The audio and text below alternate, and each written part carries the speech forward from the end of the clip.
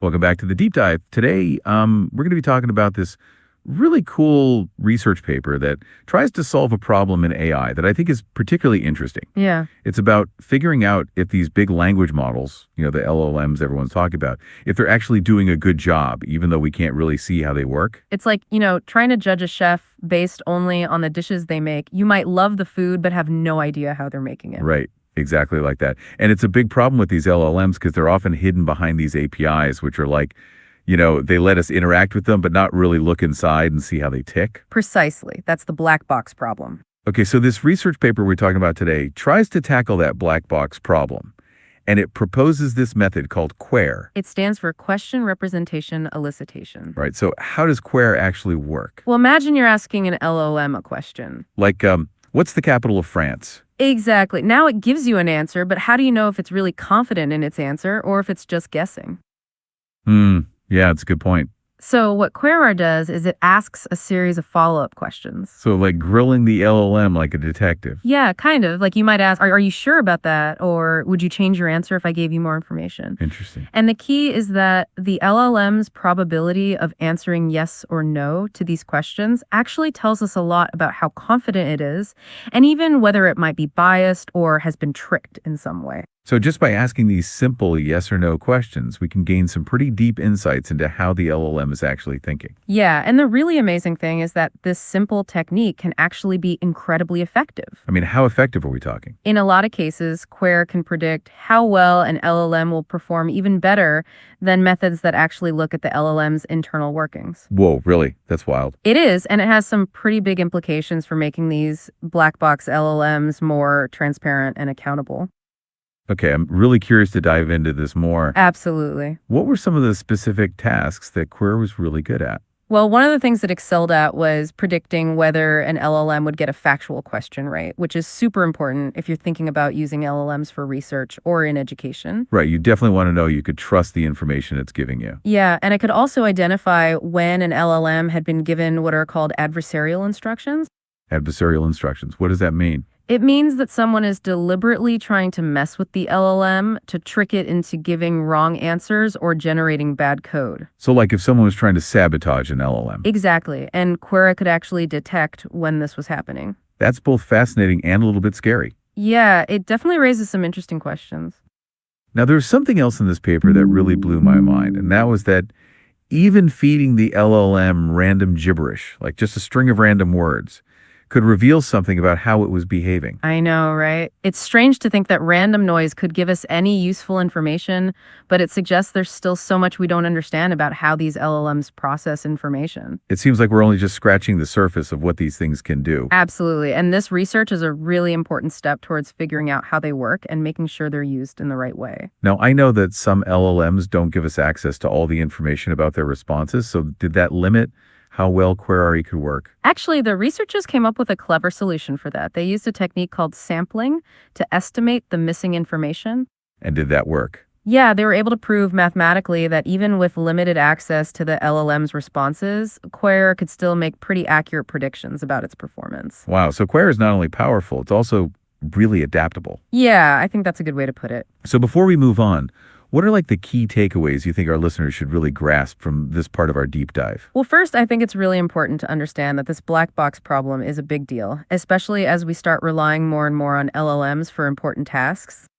Definitely. Second, Quero is this surprisingly effective way to assess how well an LLM will do, even if we can't see inside of it. Wait, and third. Third, even random noise can give us clues about an LLM's behavior, which just goes to show how much more there is to learn about these complex systems. It's pretty exciting stuff, and I think it has a lot of implications for the future of AI. Yeah, I definitely agree with that.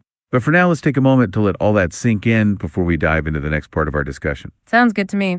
We'll be back in a moment to talk more about Query and what it means for the future of AI. Stay tuned. See you in a bit. So we've been talking about how Quare can figure out how well an LLM is going to do, but how does it actually work? Like, how do we go from these yes-no questions to actually predicting the performance? Yeah, that's a good question. Like, how does query take those probabilities from the follow-up questions and use them to actually tell us something useful? Well, it uses what's called a linear model, which is a pretty common technique in machine learning. I gotta admit, whenever I hear machine learning, my brain kind of just shuts off. I get it. It can sound pretty intimidating. So can you break down this linear model thing in a way that even I can understand? Sure. Imagine you're trying to figure out how much a house is worth. You'd probably look at things like how big it is, how many bedrooms it has, where it's located, stuff like that. Right. A linear model tries to find a simple relationship between these different features and the thing you're trying to predict, which in this case is the price of the house. Okay, so we're not talking about houses here. We're talking about LLMs. Right, but the idea is the same. Instead of things like the number of bedrooms, we're using those probabilities we get from Query's follow-up questions. Oh, okay, I think. So the linear model looks at those probabilities and tries to figure out how they relate to the overall performance of the LLM. Exactly. And the cool thing is that this simple approach, this one works really well. So it's like the linear model is learning to read the LLM's mind just from these yes/no questions. In a way, yeah. And this has some big implications for things like creating synthetic data. Synthetic data, what's that? Synthetic data is basically artificial data that's created to look like real data. Why would we need fake data if we have real data? Well, in some areas like healthcare or finance, getting real data can be really hard because of privacy concerns or just the cost of collecting all that information. So we can use LLMs to create this fake data that can be used to train other AI systems. Exactly. It's like having a virtual lab where you can run experiments without having to worry about real world consequences. That sounds pretty powerful. But how do we know if the fake data is any good? That's the big question. And that's where Queer comes in. So we can use Queer to make sure that the synthetic data is actually realistic and useful. Exactly. It's like a quality control check for our fake data. That's really important because if we're going to use this synthetic data to train other AI systems, we want to make sure it's not going to lead them astray. Absolutely. It's like making sure you're not building a house on a foundation of sand. So this Queer Eye thing has implications way beyond just understanding how LLMs work. Oh, yeah, definitely. It has the potential to really change how we develop and use AI in all sorts of fields. This is really fascinating stuff. It seems like we're just starting to scratch the surface of what's possible with LLMs and the tools like Queer Eye that can help us understand them better. Yeah, I think we're at a really exciting point in the development of AI right now. There's so much more to discover. So we've talked a lot about how Queer works and what it can do. Now I'm curious to hear about actual real-world examples of how we could actually use this technology. Yeah, that's a great question. Like, where could Queer actually make a difference? Well, let's start with an area that I think is really important, and that's scientific research. Okay. Scientists are using LLMs more and more to help them analyze these huge data sets. I could see how that would be really helpful. Like if you're trying to find patterns in data that could lead to new discoveries. Exactly. But the problem is, how do you know if the LLM is actually finding real patterns or just making things up? Ah, so that's where Queer comes in. Exactly. By using Queer, scientists can get a better sense of how reliable the LLM is before they base their whole research project on its results. So it's like a safety check. Yeah, you could think of it that way. So beyond research, where else could Queer be useful? Education is another really interesting area. How so?